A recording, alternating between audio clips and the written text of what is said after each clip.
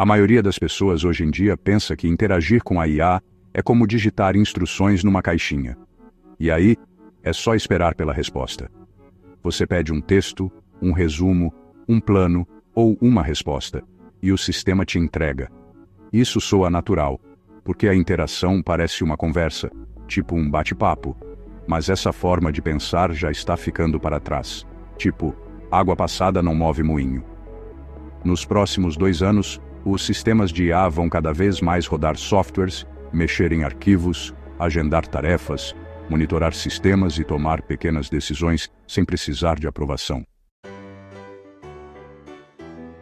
Uma vez que isso comece a acontecer, uma única instrução pouco clara pode se repetir silenciosamente dezenas de vezes antes que alguém perceba. Essa mudança para ações contínuas da IA é importante, porque a IA está deixando de apenas responder a perguntas e caminhando para realizar um trabalho contínuo.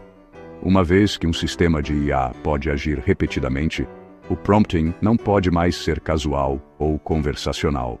Ele precisa se tornar algo mais próximo de instruções, limites e regras de operação. Esta não é uma mudança pequena ou meramente estética. Essa transição muda como as pessoas interagem com a IA, como os erros aparecem e como o controle é mantido. Um sistema de IA não é apenas um gerador de texto que responde a perguntas. É um motor de decisão que converte a entrada em ação.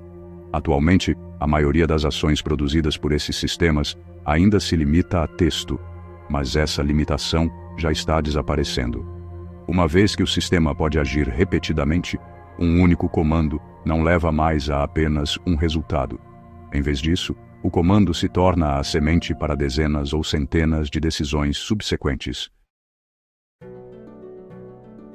O problema que o prompting resolveu inicialmente era simples.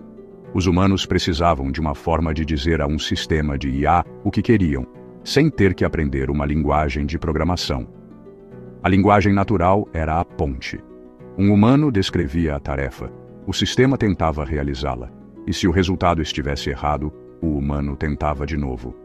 Essa abordagem funcionava porque o erro era barato e fácil de desfazer. Uma resposta ruim era apenas texto em uma tela. Mas à medida que esses sistemas começam a operar ferramentas, gerenciar fluxos de trabalho e acionar ações, o fracasso não é mais barato.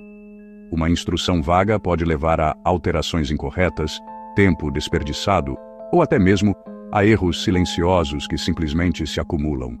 A programação precisa dar ao sistema liberdade suficiente para agir, mantendo seu comportamento sob controle. Por favor, se inscreva. Em vez de perguntar ao sistema o que fazer a cada vez, um humano define regras que permanecem em vigor. O humano especifica metas, restrições, prioridades e condições de parada. O sistema opera continuamente sob instruções que permanecem ativas ao longo do tempo. Na prática, isso significa que os prompts começam a aparecer menos com frases e mais com instruções de operação. Um humano pode definir o que o sistema tem permissão para usar, o que deve ignorar e quando deve parar e pedir ajuda. O prompt não é mais consumido e descartado. Ele se torna parte da configuração do sistema. Essa configuração molda cada ação que ele realiza até que a configuração seja alterada. Frases floreadas e palavras rebuscadas perdem a importância. A precisão se torna a prioridade. Declarações curtas e explícitas acabam superando descrições elegantes. Listas de regras funcionam melhor do que parágrafos de explicação. Isso não acontece porque esses sistemas param de entender a linguagem. Acontece porque, no fim das contas, os humanos precisam de previsibilidade. Quando o sistema funciona sem supervisão, o ser humano quer saber exatamente como ele se comportará em casos extremos. A linguagem vaga gera incerteza. Instruções estruturadas, por outro lado, reduzem essa incerteza. O ato de promptar, então, se torna menos sobre persuasão e mais sobre definir limites e restrições.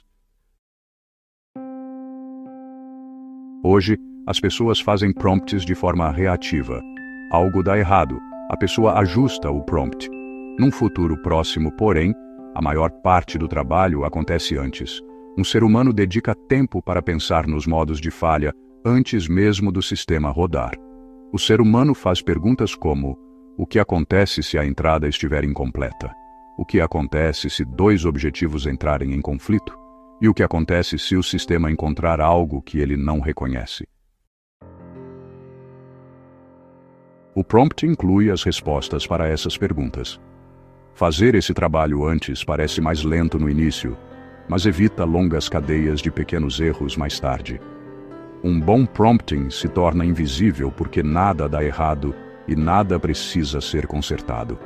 Um prompting ruim se revela através da constante intervenção humana. Quando o prompting falha hoje, o resultado é obviamente errado. Mas quando o prompting falha em um sistema autônomo, a falha pode ser sutil. O sistema pode fazer algo razoável, mas ligeiramente desalinhado. Pode priorizar a tarefa errada, aplicar a regra certa na situação errada, ou, silenciosamente, pular algo importante. Essas falhas são mais difíceis de notar porque nenhuma ação isolada parece obviamente errada por si só. A solicitação, portanto, precisa incluir verificações explícitas e condições de escalonamento.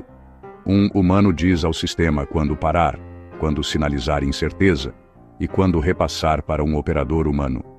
Sem esses limites, os erros podem se acumular sem que ninguém perceba. Mais restrições significam menos flexibilidade. Menos restrições significam mais risco. Se um humano restringe o sistema de forma muito rigorosa, ele se torna lento e frágil, como um carro sem combustível. Se o humano afrouxa demais as restrições, ele se torna imprevisível, como um voo sem piloto. Não existe um equilíbrio perfeito que possa ser definido e depois esquecido. É como tentar acertar na Mega Sena 2 vezes seguidas. Cada prompt reflete uma escolha sobre onde um humano está disposto a aceitar erros. É por isso que o prompt se torna específico ao contexto. O mesmo sistema pode operar sob regras muito diferentes dependendo da tarefa. O prompt se torna atrelado à responsabilidade e à tolerância a erros. Nenhum prompt consegue especificar completamente o julgamento humano. Sempre haverá casos em que as regras entram em conflito ou a informação está faltando. Esses sistemas não entendem as consequências da mesma forma que os humanos. Eles seguem instruções, não a intuição. Então, o prompt pode reduzir erros, mas ele não consegue eliminá-los completamente. Esse limite do prompt define as expectativas. O prompt não é sobre tornar a IA perfeita.